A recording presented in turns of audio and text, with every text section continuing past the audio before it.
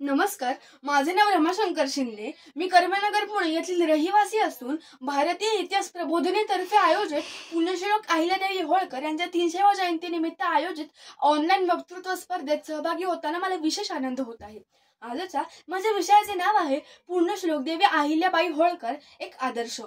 भयचकित नमाविजेचे चरणी, भयचकित नमाविजेचे चरणी, सकल गुण खाणी अहिल्या राणी, उद्धरून गेले कुळ्या दोन्ही, प्रपंच आणि परमार्थ साधुनी, देशान ईश सेवा करुनी, हजी जी जी जी जी जी असे ज्यांचे शाहीर सुद्धा वर्णन करतात अशा पुण्यश्लोक श्री अहिल्यादेवी होळकर या खरोखरच सर्वांचा आदर्श आहेत.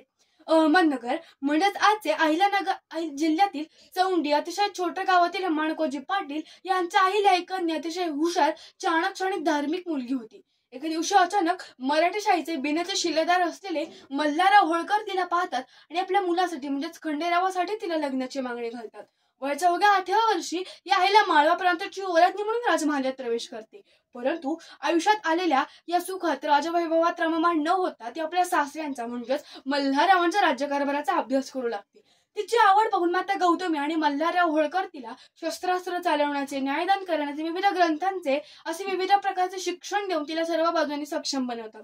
आणि हुशार आणि चाणाक्ष असलेली ही अहिल्या थोड्याच वेळात त्या सर्व कलांमध्ये इतकी प्रवीण होते की अगदी मल्हारराव होळकर मोहिमेवर जाताना सर्व कारभार आपल्या सुरीवर सोपवून अगदी निवांतपणे निश्चिंतपणे मोहिमेवर जात असत.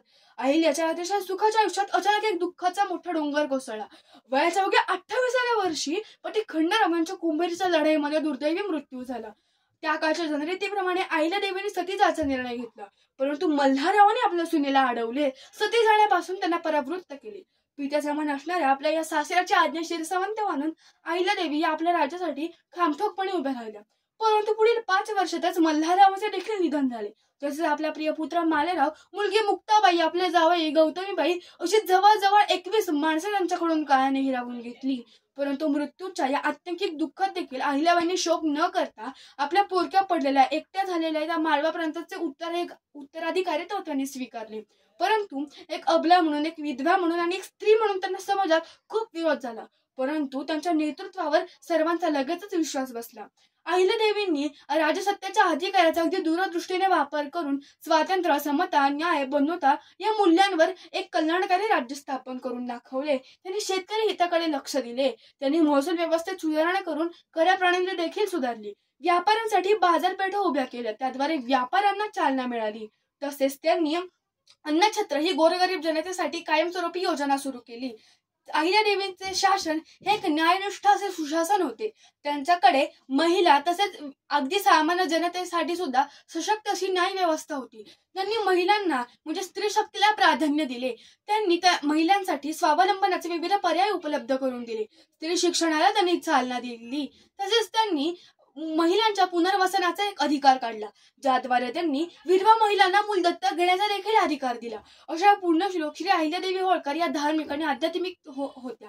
त्यांची आध्यात्मिकता ही फक्त कर्मकांडांपुरतीच मर्यादित नव्हती, तर त्या आपल्या राज्यकारभारालाच ईश्वराचे अधिष्ठान आणि त्या आपल्या गोरगरीब जनतेच्या सेवेलाच परमेश्वराची सेवा असे मानत होत्या.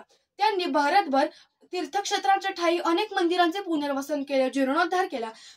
भारतभर धार्मिक पर्यटन वाढावे म्हणून त्यांनी धर्मशाळा बांधल्या, घाट बांधले, विहिरी, तलाव इत्यादी गोष्टी बांधल्या, पाणपोया उभारल्या. अशा पुण्यश्लोक श्री अहिल्यादेवी होळकर ज्यांनी भारतभरात धार्मिक पर्यटन वाढवले आणि त्यांच्या या कार्यासाठी त्यांना भारतभर कुणी अटकाव केला नाही. त्यांच्या कार्यकाळात त्यांनी सैन्याचे देखील मजबूतीकरण केले.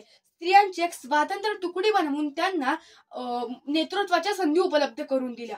आणि अशा पुण्यश्लोक श्री अहिल्यादेवी होळकर यांनी आपल्या अफाट मुत्सद्देगिरीने अटकेपार झेंडू रोवणाऱ्या राघोबा दादांना देखील नमावले होते. रणांगणा उतरण्यापूर्वीच त्यांना माघारी धाडले होते.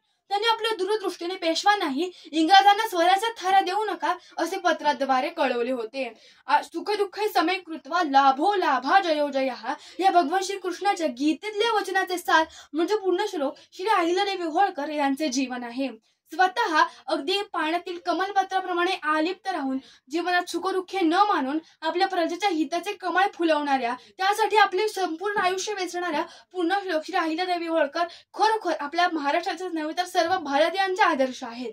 आणि अशा पुण्यश्लोक श्री अहिल्यादेवी होळकर यांनी फक्त एक न्यायनिष्ठ तसेच एक कुशल शासिका म्हणूनच नव्हे तर गोरगरीब जनतेची सख्खी आई म्हणून भारतातील सर्व लोकांच्या हृदयात स्थान मिळवले होते. अशा या पुण्यश्लोक श्री अहिल्यादेवी होळकर यांची ख्याती गाण्याची संधी मला या स्पर्धेतर्फे मिळाली, त्यासाठी मी भारतीय इतिहास प्रबोधिनीचे मनापासून आभार मानते. धन्यवाद.